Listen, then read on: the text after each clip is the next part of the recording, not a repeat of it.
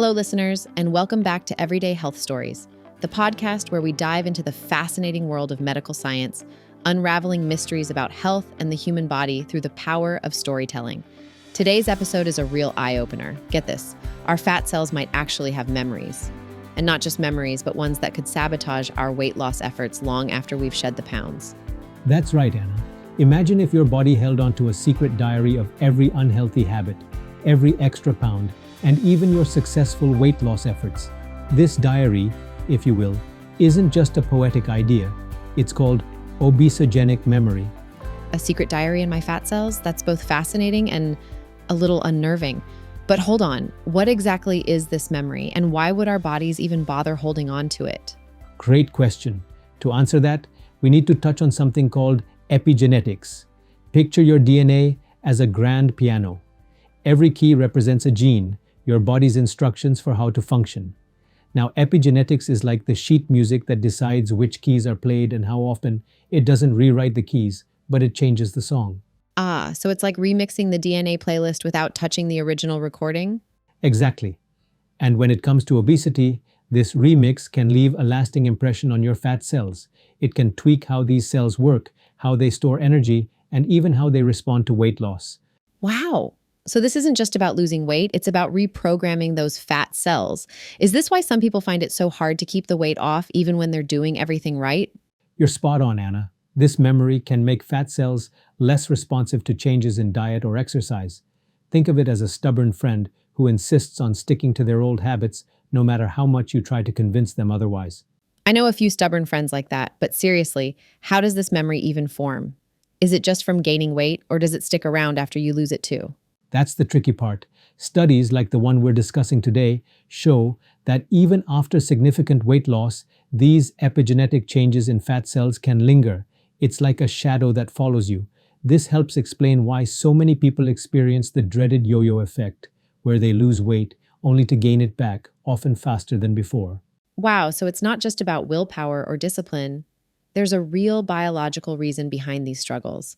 And you're saying it's written in our fat cells' DNA, or at least the way it's expressed? That's right, and it doesn't just stop with fat cells. This memory can ripple out, affecting hormones like insulin, leptin, and even inflammatory pathways, which all play a role in hunger, cravings, and metabolism. Okay, this is blowing my mind. It makes me think, when people say weight loss is more than just eating less and moving more, this is what they're talking about. There's so much happening behind the scenes in our bodies. Exactly, Anna. And that's why it's so important to approach weight loss with the bigger picture in mind. It's not just about the number on the scale, it's about understanding how your body works at the cellular level and making long-term sustainable changes. I love that. And for all our wonderful listeners out there, if you're finding this as fascinating as I am, don't forget to hit pause and subscribe to Everyday Health Stories. You'll get notified about new episodes and gain access to exclusive content that helps you take control of your health. All right, Dr. Reddy, I'm on the edge of my seat. Let's dive deeper. How do these fat cells work, and what exactly happens to them during weight loss? I'm guessing they're not just these blobs that store extra calories, right? Oh, trust me, you're going to see them in a whole new light. Most people think of fat cells or adipocytes as passive storage units. You eat too much, your fat cells expand. You diet, they shrink. Simple, right? But in reality, fat cells are highly active and play a big role in regulating your metabolism, hormones, and even inflammation. Wait, hormones? So fat cells are like little factories, not just warehouses? That's a great way to put it. Fat cells produce hormones like leptin, which tells your brain when you're full, and adiponectin, which helps regulate blood sugar and fat breakdown. But here's the catch. When you gain a lot of weight, these fat cells don't just grow, they also change how they function. Okay, I'm intrigued. What happens to them? Well, as fat cells expand, they become stressed. This stress triggers inflammation in the surrounding tissue, almost like setting off an alarm. Over time, this inflammation can cause the cells to lose their sensitivity to insulin, a hormone that helps regulate blood sugar. So they're not just holding on to more fat, they're actually changing how they interact with the rest of the body? That's right, and it doesn't stop there. During obesity, fat cells undergo epigenetic changes, those software tweaks we talked about earlier. These changes alter which genes are turned on or off, creating that obesogenic memory.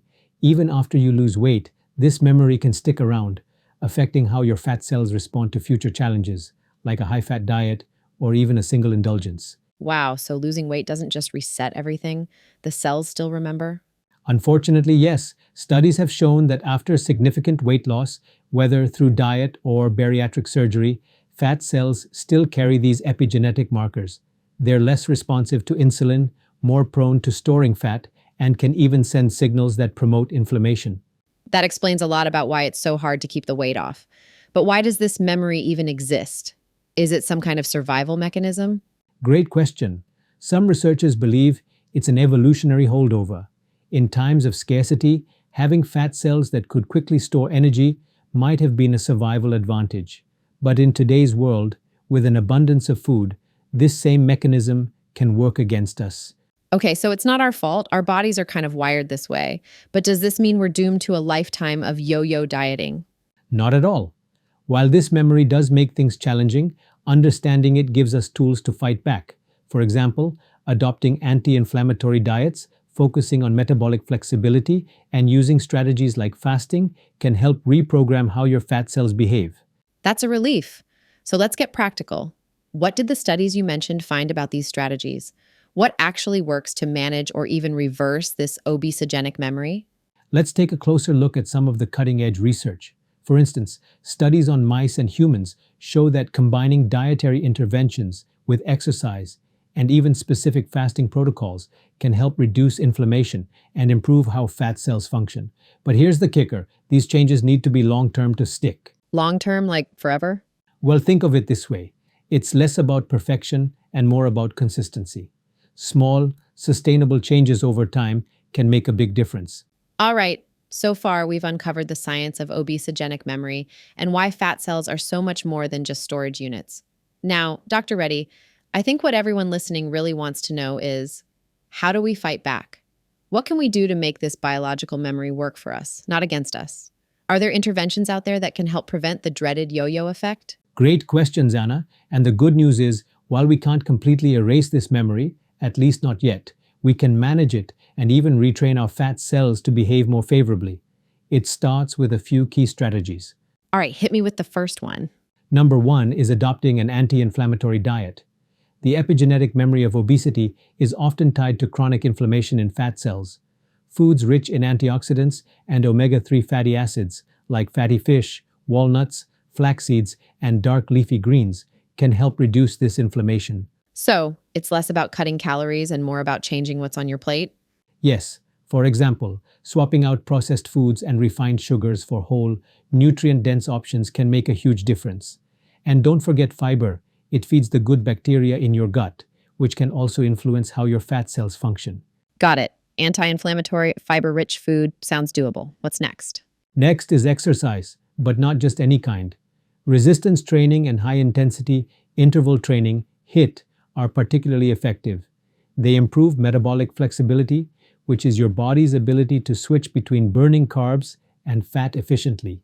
Plus, exercise increases insulin sensitivity, which helps counteract one of the key challenges of obesogenic memory.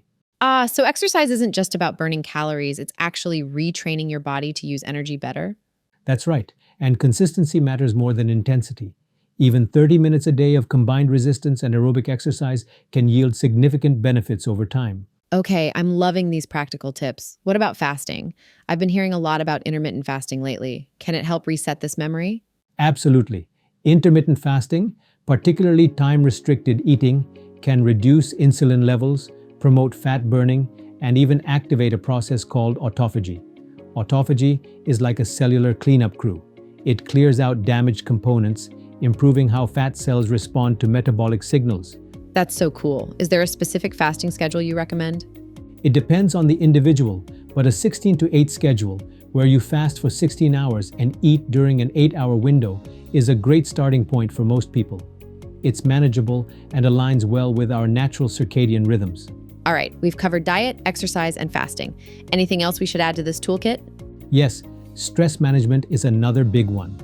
Chronic stress can exacerbate inflammation and disrupt hormones like cortisol, which impacts fat storage and cravings. Practices like mindfulness, meditation, or even a simple daily walk can make a huge difference. I can see how stress would throw everything off. So, we've got to calm our minds as well as work on our bodies.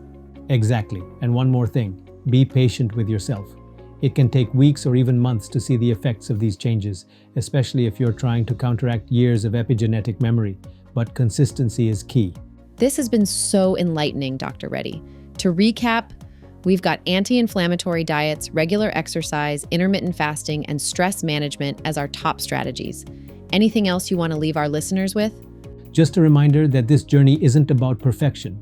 It's about progress. Small, consistent changes can lead to significant improvements in how your body functions.